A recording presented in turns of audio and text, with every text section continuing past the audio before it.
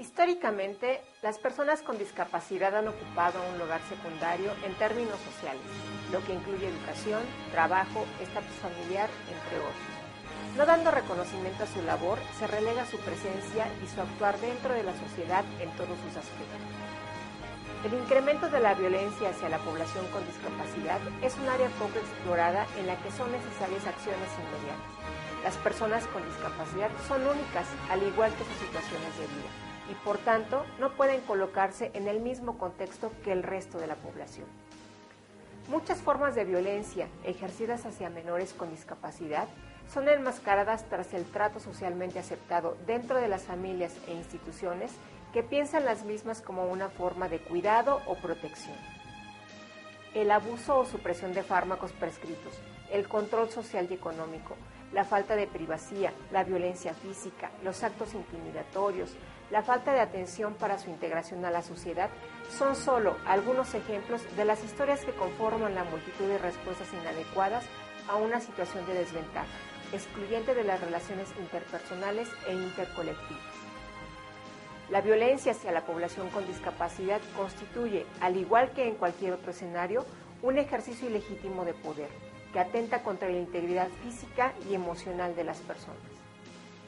Por todo esto, es importante tomar conciencia de nuestras conductas violentas y del aprendizaje de habilidades para afrontar los conflictos generados por la discapacidad dentro de la familia y en los centros de atención a población con discapacidad.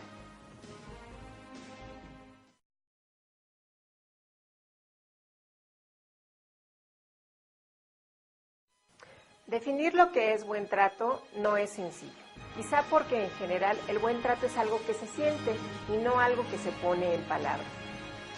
Hay quienes lo definen como la ausencia de situaciones de maltrato. Esto es solo una parte del buen trato, o más bien es una consecuencia de una relación de buen trato. El buen trato se refiere a las interacciones que promueven un sentimiento mutuo de reconocimiento y valoración. Son formas de relación que generan bienestar y satisfacción entre las personas. El buen trato, además, favorece el crecimiento y el desarrollo personal, al reconocer que todas las personas tenemos necesidades diferentes que se toman en cuenta y se respetan.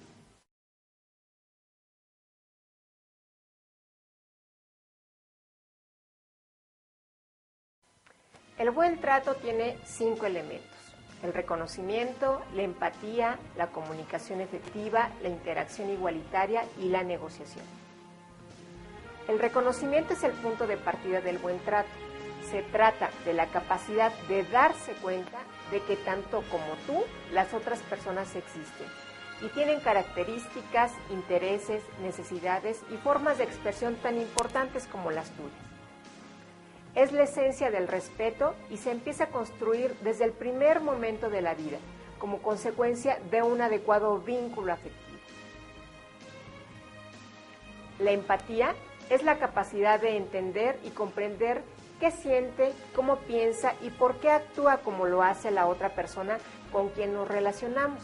Y solo es posible cuando hemos reconocido a esa persona. La comunicación son todos los mensajes que intercambiamos con las personas con alguna finalidad. Solo si se basa en el reconocimiento y la empatía es una comunicación verdadera. Y para eso se requieren 2 ingredientes importantes: saber expresarse con seguridad y saber escuchar sin juzgar. La negociación es la capacidad de resolver conflictos de manera que todos los involucrados queden satisfechos. Cuando negociamos no hay vencedores ni vencidos. Si reconocemos que todos los puntos de vista son igualmente importantes, no hay otra forma de resolver los desacuerdos más que negociando. Aun cuando los conflictos en la vida diaria son inevitables, precisamente porque somos diferentes. La interacción igualitaria es el contexto ideal para la existencia de una comunicación efectiva. Se basa también en el reconocimiento y la empatía, y representa la comprensión y el uso adecuado de las jerarquías y el poder en las relaciones humanas. Las jerarquías existen para facilitar la convivencia y asegurar mejores condiciones de vida, y de ninguna manera justifican diferencias en cuanto a la valoración de las personas. Por ejemplo, Los adultos generalmente tienen una mayor jerarquía frente a los niños, niñas y adolescentes de la familia. Esto no quiere decir que sean más importantes, sino que por su experiencia de vida tienen la responsabilidad de orientar a los niños y niñas y cuidar de su bienestar, sus intereses y necesidades.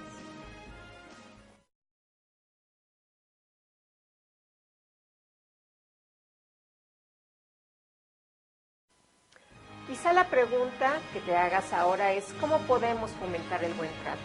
Primero que nada con afecto, que es el eje alrededor del cual gira nuestra vida. De esa unión afectiva con otras personas tomamos fuerza para vivir, gozar la vida y hacer que otras personas también la disfruten. Con conocimiento del niño, la niña o el adolescente.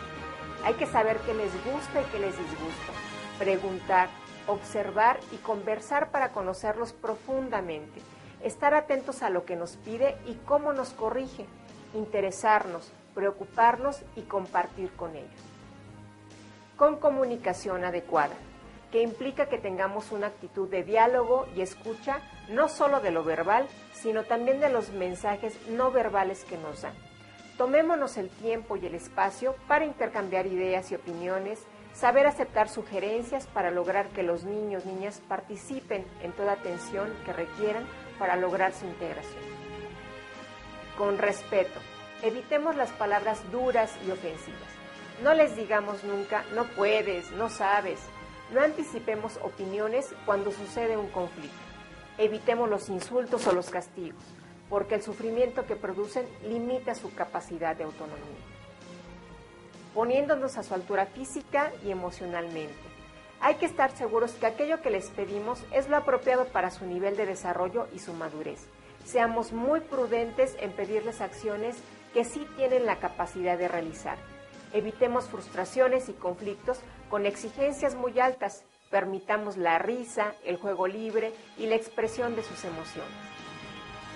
Posibilitando su autonomía. Es importante que conforme crecen vayan adquiriendo autonomía, sin perder de vista que los adultos tenemos mayor autoridad y somos responsables del hogar, del centro escolar o del aula. Tratemos de encontrar un equilibrio entre lo que nos sugieren y lo que nosotros esperamos. Identificando sus emociones. No podemos suprimir las emociones intensas en los niños y niñas, pero sí podemos ayudarlos a canalizarlas positivamente, apoyando para que las reconozcan, hablando de lo que sienten y sugiriendo las palabras que no encuentren para definir sus sentimientos. Es importante estimular permanentemente en el niño o en la niña sentimientos positivos, en un clima optimista y motivador, usando colores alegres en la ambientación, manteniendo una buena iluminación y limpieza, escuchando música alegre, creando espacios agradables y recordemos sonreír permanentemente.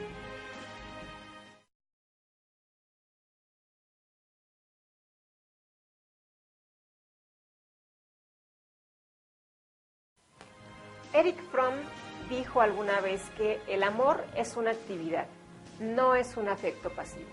Es un estar continuado, no un súbito arranque. Amar es fundamentalmente dar, no recibir. Aprender el buen trato significa dar solo aquello que estamos dispuestos a recibir.